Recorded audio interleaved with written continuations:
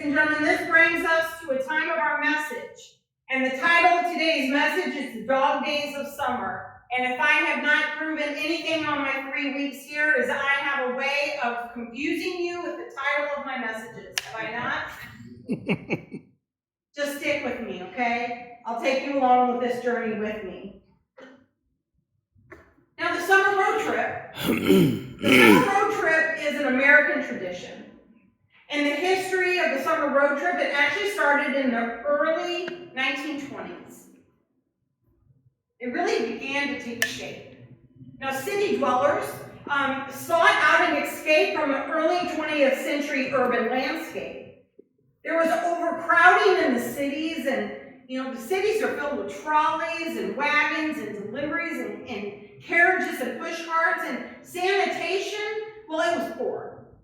There was garbage in the streets, there was open gutters, piles of uncollected trash. However, as infrastructure started to really develop, people took to the open road.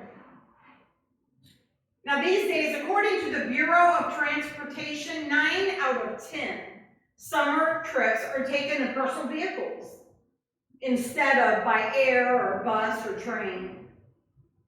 Now as we plan our travels, our vacation spots, our reunions, and popular sightseeing adventures, we should always remember to take God with us. Now, the road trips that stick with me the most, well, they're the ones from my childhood. These were the days before cell phones, before handheld games, at least the way we see them now. There's no such thing as a DVD player, much less a DVD player in your car to entertain your children, which I really wish I had when my kids were little. And there was no GPS. Most of these road trips for my family, well, they consisted of going to Tennessee or Texas to visit family and friends. Now, I remember vividly my parents planning these trips.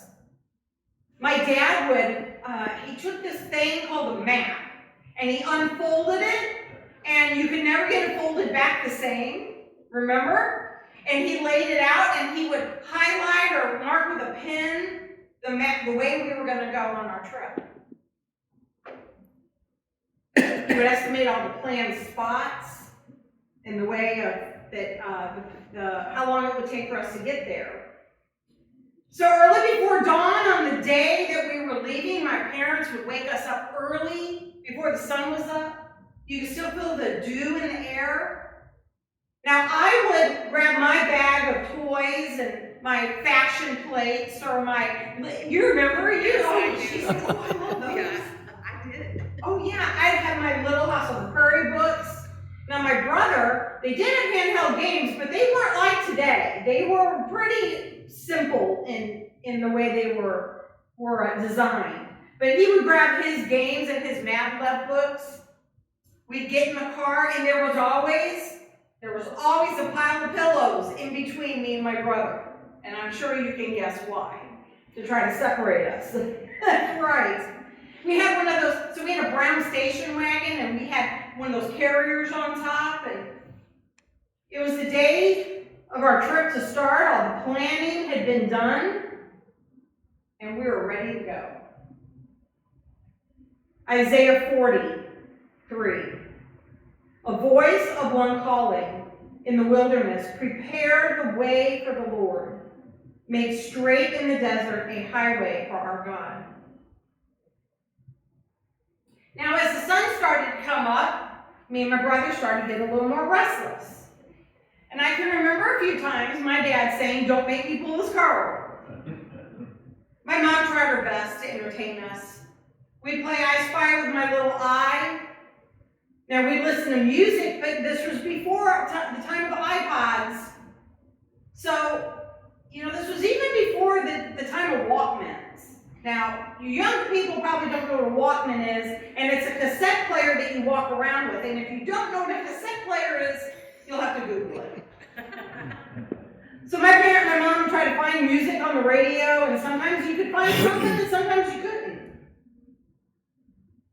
So as my mom tried to entertain us, we made our way down the road. I remember long stretches on that road where there was no gas stations for miles and miles, and usually that's when you couldn't find a radio reception anyways. And I recall one of these trips going through the Smoky Mountains. We were going up steep inclines, and then we were going down deep into valleys. And my mom was driving this particular time when a storm came out of nowhere, and she could not see in front of her to drive. I remember that my mom was terrified of the road, and she wanted to stop. And my dad said, no, if you stop, you'll get stuck in the storm. But even as slow as you can, just keep moving forward, and eventually you will make your way out of the storm. Isaiah 44. Isaiah chapter 40, verse 4. Every valley shall be raised up, and every mountain and hill made low. The rough ground shall become level, and the rugged places a plain. Now, on one of these trips, we were coming from Tennessee to Missouri. And this is a picture of my great-grandmother. She was 96 at the time. She died a year later at 97. Now, it was on this trip that I particularly remember because we stopped at a Cracker Barrel. And as we were leaving the Cracker Barrel, she stopped at the case, and they were selling cheeses and meats, and she bought a block of cheddar cheese. And they wrapped it in a saran wrap and put it in a paper bag, and she put it in her pocketbook.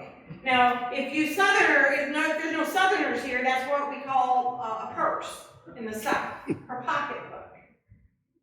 Well, as we were driving, I sat back and I closed my eyes, and all of a sudden, I hear crinkle, crinkle, crinkle. As she's taking that bag out of her purse, and she's opening it, she lays it on her lap. She unwraps the saran wrap. She takes her plastic knife, cuts off a piece. She folds it all back up, puts it in the bag, and puts it back in her pocketbook. About 10 or 15 minutes later, crinkle, crinkle, crinkle. She went through this whole, I just sat there watching this whole just way of unwrapping it, cutting it, putting it back. Now, ladies and gentlemen, this went on and on about 5 or 6 times. And it was finally about the 6th time when we all started hearing the crinkle, crinkle, crinkle, we all started laughing hysterically. We couldn't stop. And my poor great-grandmother just did not know what we were laughing at. But it was the humor in the moment that she could not see out of the cheese. But who could blame her? Really, right? I remember times traveling with my mom and dad. The last trip I took with my mom and dad, we were going back to Texas to my dad's brother's funeral. Now, apparently, the bathrooms in the South are backwards than here because my mom could not stop walking into the men's bathrooms.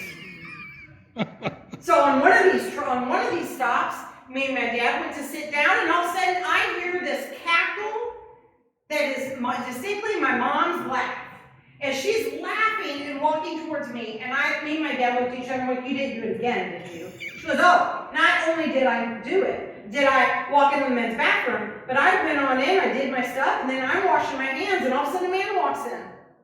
And the look on his face, and I'm like, "What did you do?" She goes, "I just said hi, have a nice day," and walked out. And the look on his face was priceless.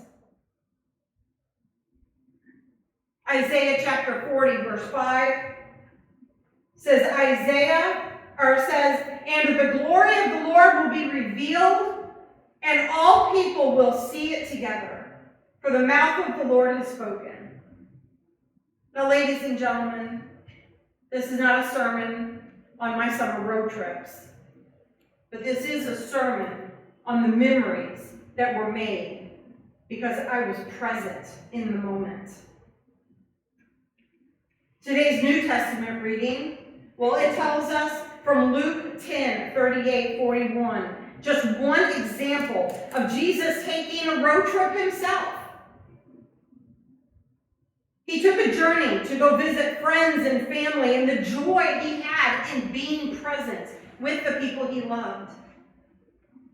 He scolds Martha because she's upset that Mary is not helping her, but yet Mary has taken the better road.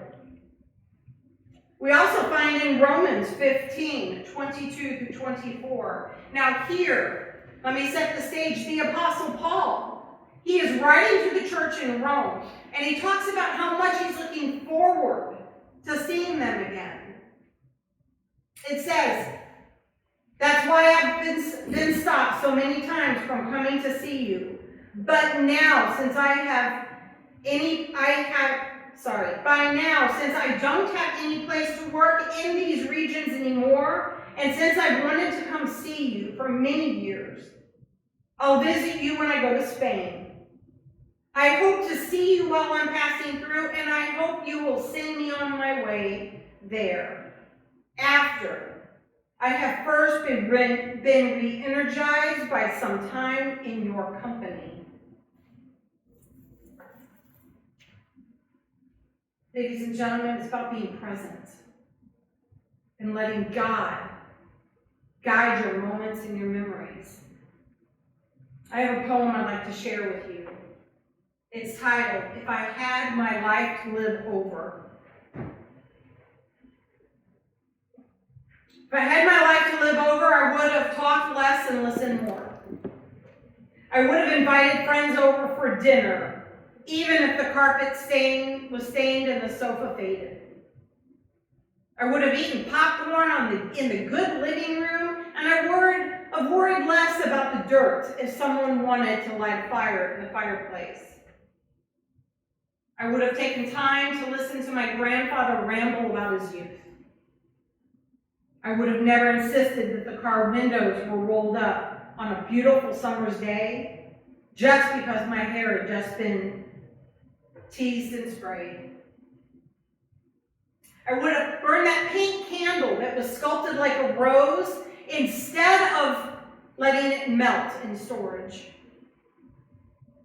I would have sat in the lawn with my children and not worried about the grass stains.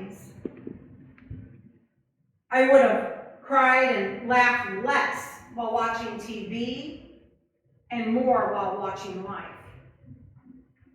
I would have shared more of the responsibility carried by my husband. I would have gone to bed when I was sick. Instead of pretending that the world would go into a holding pattern if I wasn't there for one day. I would have never bought anything just because it was practical, wouldn't show any soil, or was guaranteed to live and last a lifetime. Instead of wishing away 9 months of pregnancy, I would have cherished every moment and realized the wonderment growing inside me was the only chance in my life to assist God in a miracle. When my kids kissed me impromptu, I would have never said, later, go wash your hands. There would have been more I love yous, more I'm sorries.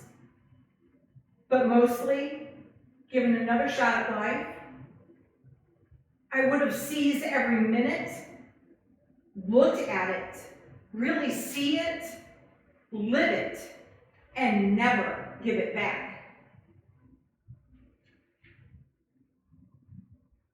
Ladies and gentlemen, life is about memories. It's about special moments that we share with our loved ones. And the most precious moments, they are unscripted. They are unplanned. They happen when things don't go the way we planned them. But they're precious all the same. But the most important part is don't forget to invite God along the way. Because He also wants to spend time with you and make memories with you. So don't overlook Him. Let us pray. Our God is a source of wisdom and understanding. Our God feeds us with the bread of life and the wellspring of salvation. Our God is the fountain of mercy and compassion, So today, Lord, please bless us with your gifts. Amen.